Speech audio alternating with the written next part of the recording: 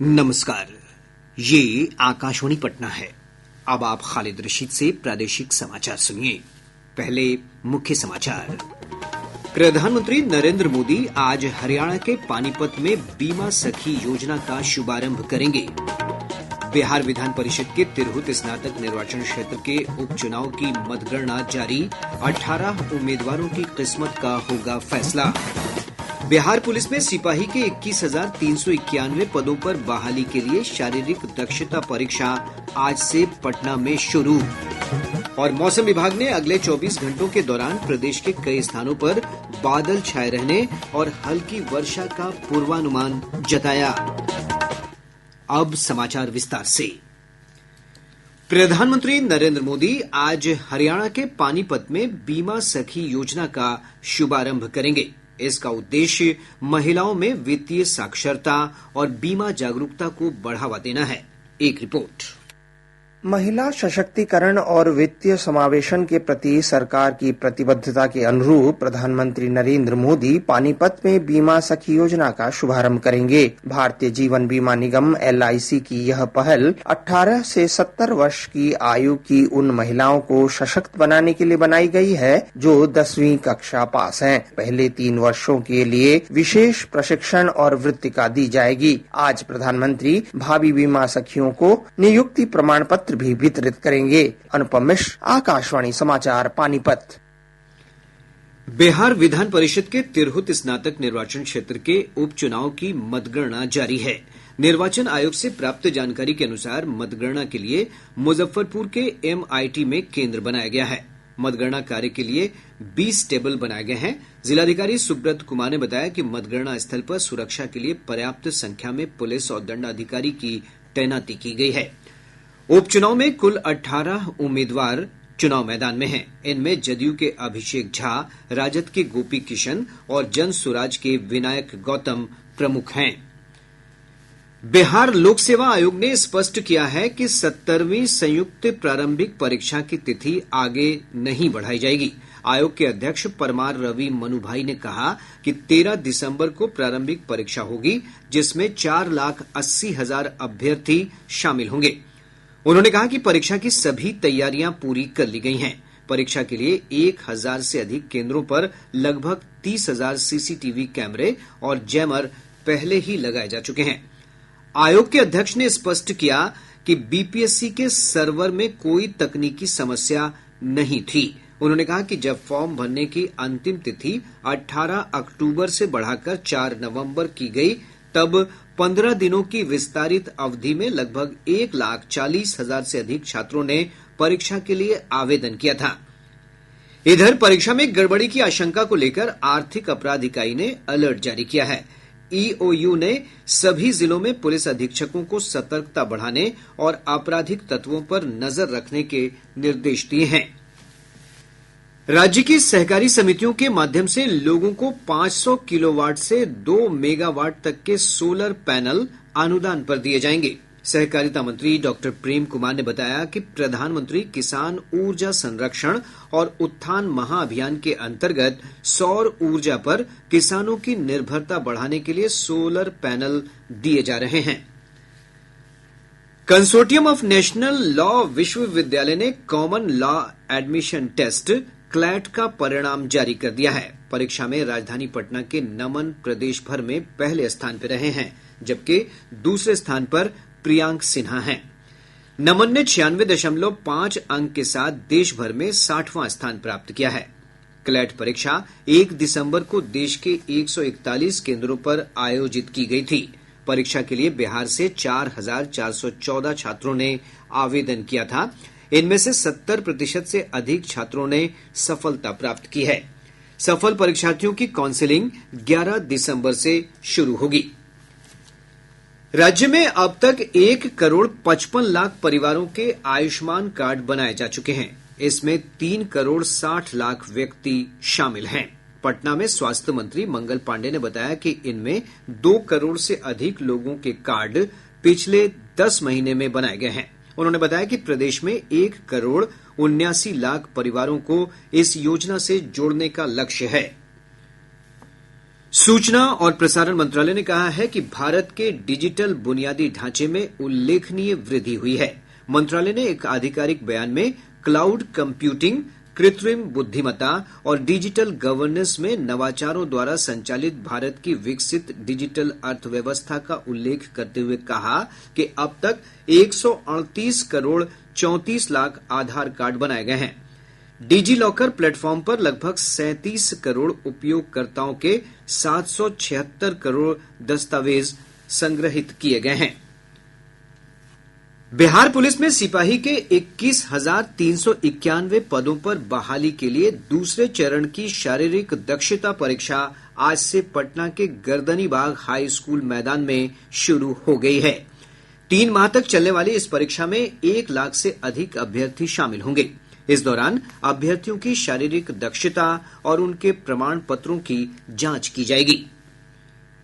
बिहार राज्य मदरसा शिक्षा बोर्ड ने फोकानिया और मौलवी परीक्षा की संशोधित तिथि जारी की है। अब ये परीक्षाएं अगले वर्ष 20 जनवरी से आयोजित की जाएंगी।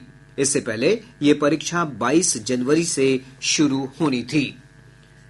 बिहार अभियंत्रण विश्वविद्यालय आज पटना में पहला दीक्षांत समारोह आयोजित कर रहा है। मुख्यमंत्री सह कुलाधिपति नीतीश कुमार इस समारोह में मुख्य अतिथि के रूप में शामिल होंगे। उप मुख्यमंत्री सम्राट चौधरी और विजय कुमार सिन्हा तथा जल संसाधन और संसदीय कार्य मंत्री विजय कुमार चौधरी समेत अन्य गणमान्य लोग भी इस समारोह में शामिल होंगे। उत्तराखंड में बहुप्रतीक्षित शीतकालीन चारधाम यात्रा शुरू हो गई है। इस दौरान श्रद्धालुओं को चारों पवित्र धामों के शीतकालीन निवास स्थल जाने का अवसर मिलता है। मुख्यमंत्री पुष्कर सिंह धामी ने रुद्रप्रयाग जिले के ऊखी मठ में ओंकारेश्वर मंदिर में यात्रा का आधिकारिक रूप से उद्घाटन किया।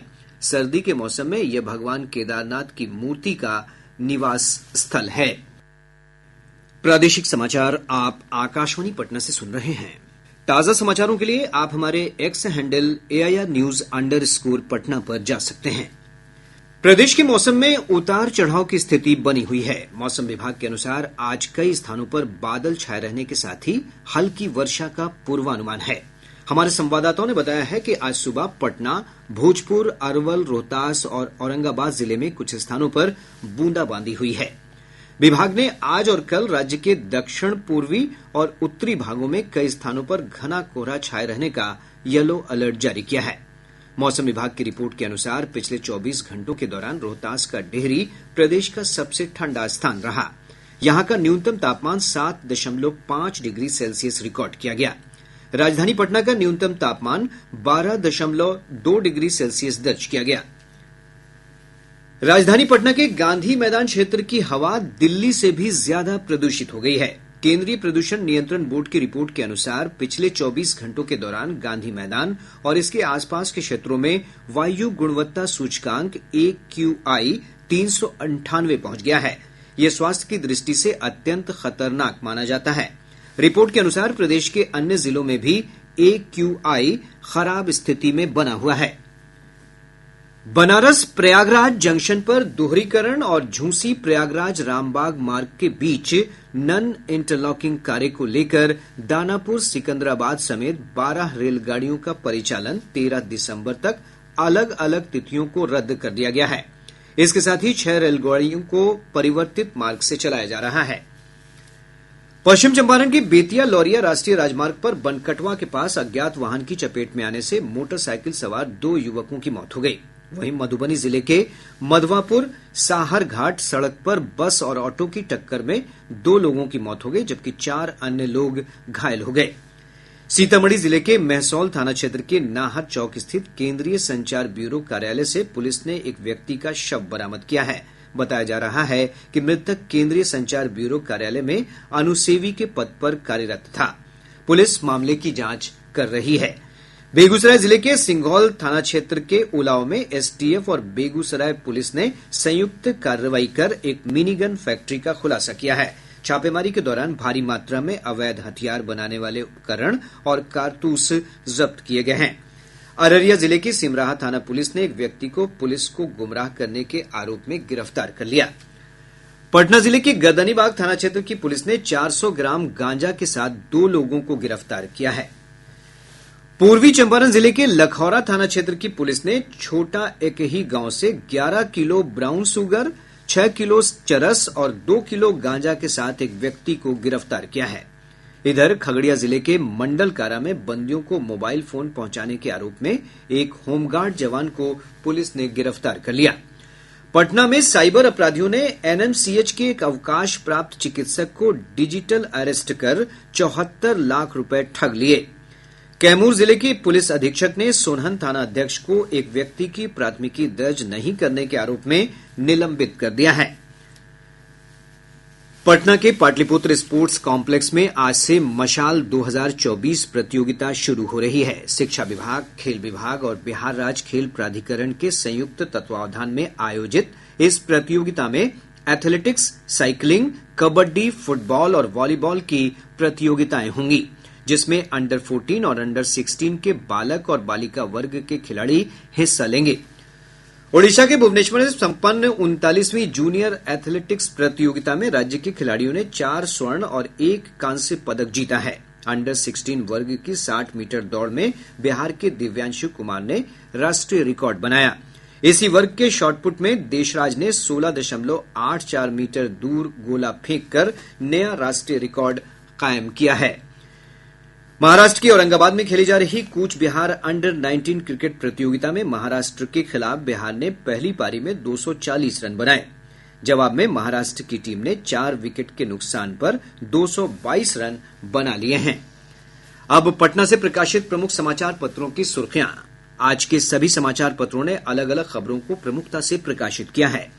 हिन्दुस्तान ने सीरिया में हो रहे राजनीतिक उठापटक को बड़ी खबर बनाया है। अखबार लिखता है, सीरिया में बगावत, बशर रूस भागे, विद्रोहियों ने दमिश्क पर कब्जा किया, जनता का सड़कों पर जश्न। दैनिक जागरण की बड़ी खबर है, प्रदेश में 2,34,000 नए पद भरने की प्रक्रिया शुरू, विभिन्न आयोगों को भेजी जाएगी अधियाचना। दैनिक भास्कर ने पीएमसीएच की छत पर हेलीपैड बनाए जाने को प्रमुखता दी है। अखबार लिखता है, पहली बार सरकारी अस्पताल की छत पर बना हेलीपैड, फरवरी से होगी शुरुआत। प्रभात खबर ने शिक्षक भर्ती परीक्षा को प्रमुखता देते हुए लिखा है, 9वीं और 10वीं कक्षा में 19,597 और 11वीं 12वीं में 359 शिक्षकों की होगी भर्ती। राष्ट्रीय सहारा और आज अखबार समेत सभी समाचार पत्रों ने किसानों के दिल्ली कूच से जुड़ी खबर को प्रमुखता से प्रकाशित किया है। और अब अंत में मुख्य समाचार एक बार फिर। प्रधानमंत्री नरेंद्र मोदी आज हरियाणा के पानीपत में बीमा सखी योजना का शुभारंभ करेंगे। बिहार विधान परिषद के तिरहुत स्नातक निर्वाचन क्षेत्र के उपचुनाव की मतगणना जारी, 18 उम्मीदवारों की किस्मत का होगा फैसला। बिहार पुलिस में सिपाही के 21,391 पदों पर बहाली के लिए शारीरिक दक्षता परीक्षा आज से पटना में शुरू। और मौसम विभाग ने अगले 24 घंटों के दौरान प्रदेश के कई स्थानों पर बादल छाए रहने और हल्की वर्षा का पूर्वानुमान जताया। इसके साथ ही आकाशवाणी पटना से प्रसारित प्रादेशिक समाचार का ये अंक समाप्त हुआ।